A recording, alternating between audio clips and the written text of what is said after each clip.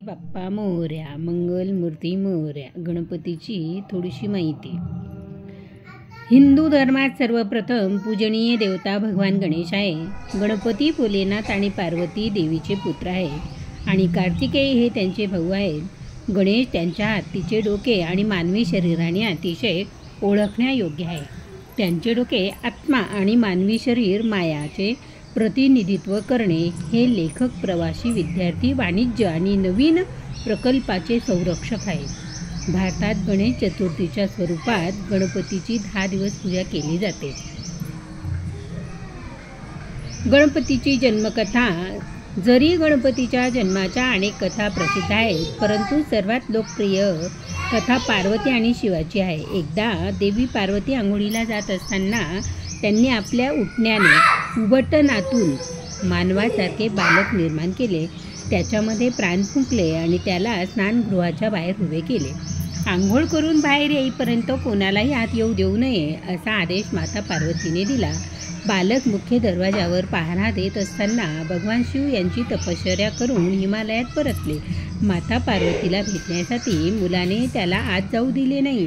तेव्हा भगवान शिव क्रोधित झाले आणि त्यांनी आपल्या त्रिशूळाने त्याचे डोके तोडले आणि आत प्रवेश केला. जेव्हा माता पार्वती बाहेर आली आणि त्यांनी आपला मुलगा या अवस्थेत पाहिला, तेव्हा रडायला सुरुवात केली आणि भगवान शिवाला त्यांना पुन्हा जिवंत करण्याची विनंती केली.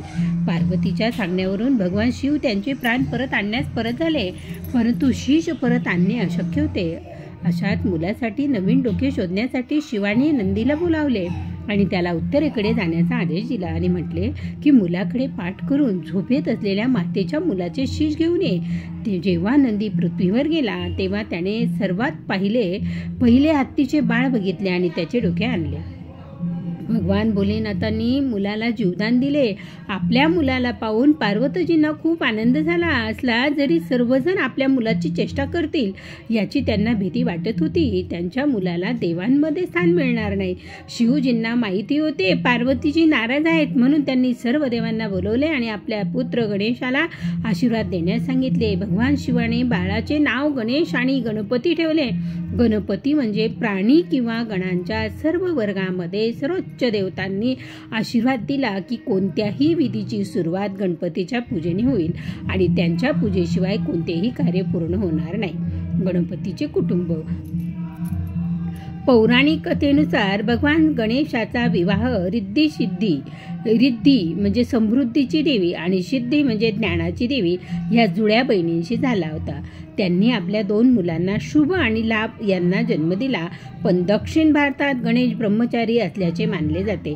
गणपतीचे स्वरूप. जर आपण पहिल्या पूज्य गणपतीच्या देखाव्याबद्दल बोललो तर त्याचा चेहरा गजसारखा आहे.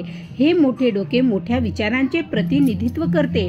त्याचवेळी त्याचे मोठे कान नेहमी लक्षपूर्वक ऐकण्याचे सूचित करतात. गणपतीच्या चेहऱ्यावरील लहान डोळे तीक्ष्ण दृष्टी आणि एकाग्रता दर्शवितात. भगवान गणेशाला 4 हात आहेत, त्यापैकी एका हातात कुऱ्हाडी आहे.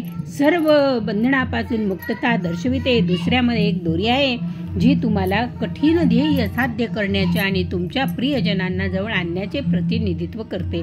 मोदक हे कष्टाचे फळ आहे आणि 4थ्या हाताने आपल्या भक्तांना आशीर्वाद देतात. अथर्वशीर्ष.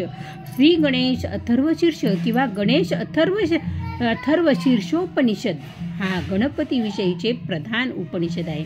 या ग्रंथात गणपती सर्व देवी देवतांच्या रूपात पाहण्यात आले आहे असून सर्व देवतांपेक्षा श्रेष्ठ मानण्यात आले आहे. या ग्रंथावर तंत्रमंत्राचाही प्रभाव आहे.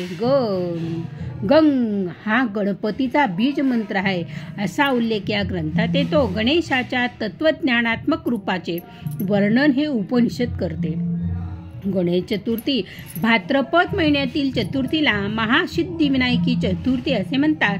कर्नाटक व आंध्र प्रदेश राज्यात महाराष्ट्राप्रमाणे भाद्रपद शुक्ल चतुर्थीपासून गणपतीचा उत्सव साजरा करतात. गणेश चतुर्थीची प्रचलित आख्यायिका याप्रमाणे आहे. एकदा गणपती चतुर्थीचे स्वतःच्या आवडीचे मोदक खाऊन उंदराच्या पाठीवर जात होता. वाटेत साप उंदराने पाहिले. उंदीर भयाने कापू लागला. त्यामुळे गणपती उंदराच्या पाठीवरून खाली पडला व त्याचे पोट फाटून मोदक बाहेर पडले. गणपतीने हे सारे मोदक पुन्हा पोटात टाकले व पोटावर साप बांधला. हे दृश्य पाहून आकाशातील चंद्र हसू लागला, म्हणून त्याचे चतुर्थीस कोणी दर्शन करणार नाही असा शाप दिला आणि अशी आख्यायिका प्रचलित आहे. गणेश जन्म माघ महिन्यातील चतुर्थीला माघी चतुर्थी असे म्हटले जाते. हा गणपतीचा जन्मदिवस होय. जागृती, स्वप्न, सुषुप्ती आणि तृतीय अशा 4 अवस्था मानल्या गेल्या आहेत. चतुर्थी ही तुरीय अवस्था म्हणजे आत्मिक साधनेची एक अवस्था मानली गेली आहे असे भारतीय तत्वज्ञान मानते. गणपतीला 12 नावे आहेत. नावे महत्त्वाची आहेत. सुमुख, एकदंत, कपिल, गजकर्ण, लंबोदर, विकट, विघ्ननाशक, विनायक, धूम्रकेतू, गणाध्यक्ष, भालचंद्र, गजानन. वरील 12 नावे नारद पुराणात गणेशाच्या 12 नावांमध्ये प्रथमच आहेत. याचा मी वेगळा व्हिडिओ केलेला आहे, तो तुम्ही बघा. गणपतीच्या आवडत्या गोष्टी सिंदूर. भगवान गणेशाने सिंधू नावाच्या राक्षसाचा वध करून त्याचे रक्त त्याच्या अंगावर लावले होते. तेव्हापासून गणेशाला सिंदूर अर्पण केला जातो. दुर्वा अनालसा राक्षसाचा अनलासूर नावाच्या राक्षसाला गिळण्यानंतर श्री गणेशाच्या पोटात तीव्र जळजळ होऊ लागली.